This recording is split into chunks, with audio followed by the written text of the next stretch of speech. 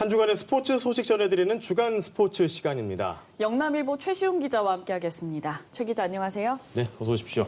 자, 먼저 지난 주말과 휴일 프로스포츠 소식부터 정리해 주시죠. 네, 프로야구 삼성 라이온즈는 현재 치열한 선두 경쟁 중입니다. 지난주 7연전에서 5승 2패 7할의 승률을 챙기면서 우승 가능성을 높였습니다.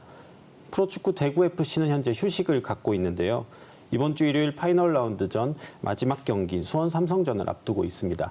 네, 드디어 또 프로농구 리그도 개막을 했습니다. 이제 대구에서도 프로농구를 볼 수 있다니 좀 감회가 새롭기도 한데요. 대구 한국가스공사 페가수스 농구단 소식 전해주시죠.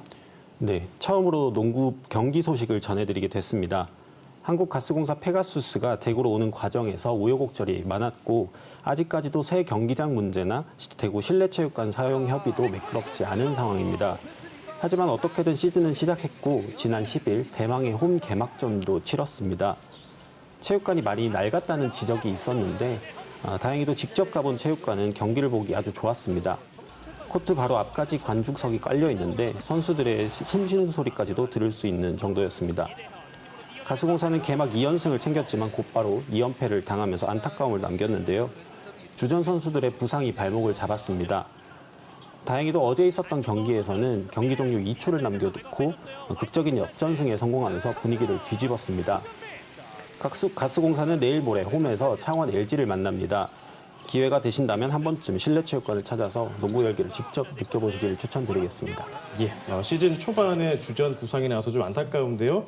시즌 끝까지 최선을 다해주길 바라겠습니다. 자, 그런 가운데 전국 체육대회가 끝이 났습니다. 고교체전이다, 반쪽짜리 대회다 많이 많았었는데 대회는 잘 치러졌죠? 네, 맞습니다.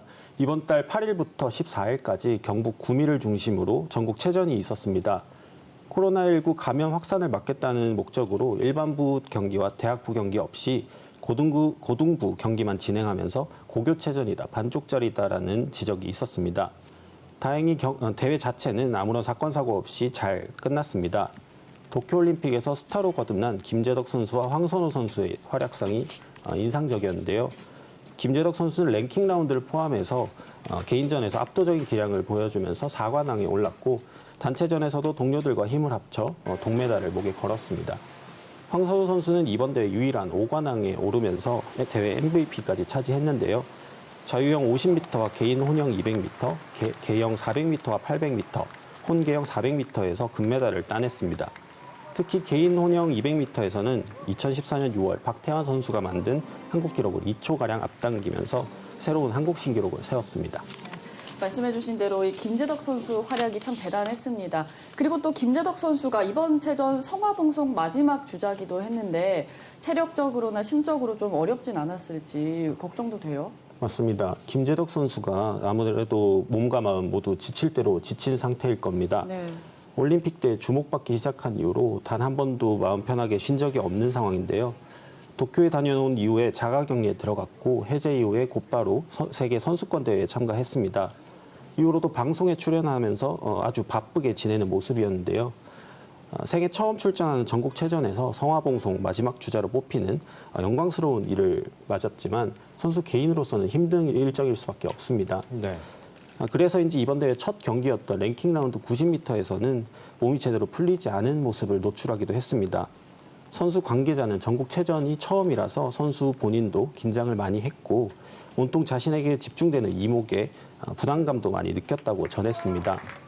선수 스스로도 이런 마음을 표현하기도 했습니다. 4관왕을 차지한 이후 진행한 인터뷰에서 예전엔 국내 대회가 그저 즐겁기만 했지만 이제는 부담이 크다고 밝힌 겁니다. 김재덕 선수는 이달 말 내년도 국가대표 1차 선발전을 앞두고 있는데요. 잠깐이라도 마음의 긴장을 내려놓고 휴식을 취하면서 원하는 결과를 얻었으면 좋겠습니다. 예, 마음의 부담이 컸을 김재덕 선수를 비롯해서 모든 우리 대구 경북 선수들 고생하셨습니다. 자, 이번 전국체전은 방역을 최우선으로 두고 진행을 했다고 하는데 코로나 관련 이슈는 없었습니까? 있었습니다. 대회의 규모를 절반 수준으로 축소한 게 모두 코로나 때문인 만큼 다각도로 노력을 기울였습니다. 이번 대회를 주관한 경북체육회 설명을 들어봤는데요. 먼저 경기장이 밀집한 시군에는 선별진료소를 설치했고 경기가 많이 열리지 않는 지역에는 출장 선별진료소를 운영했습니다. 이렇게 한 건 선수가 경기에 나서려면 경기 시작 72시간 내에 PCR 검사를 받도록 규정했기 때문인데요. 실제로 11일에 열린 여고부 하키 준준결승에서 경기도 대표 태장고와 대전 대표 국제통상고가 붙었는데 경기는 태장고가 이겼습니다만 태장고 선수 중에 한 명이 해당 규정을 어긴 사실이 뒤늦게 적발되면서 최종적으로 실격패 처리가 되기도 했습니다. 네. 내일 모레부터는 전국 장애인체전이 엿새간 열립니다. 이 기간에도 사건 사고 없이 안전한 대회가 치러졌으면 좋겠습니다. 예, 알겠습니다. 오늘 말씀 여기까지 듣겠습니다. 주간스포츠 영남일보 최시웅 기자였습니다. 고맙습니다.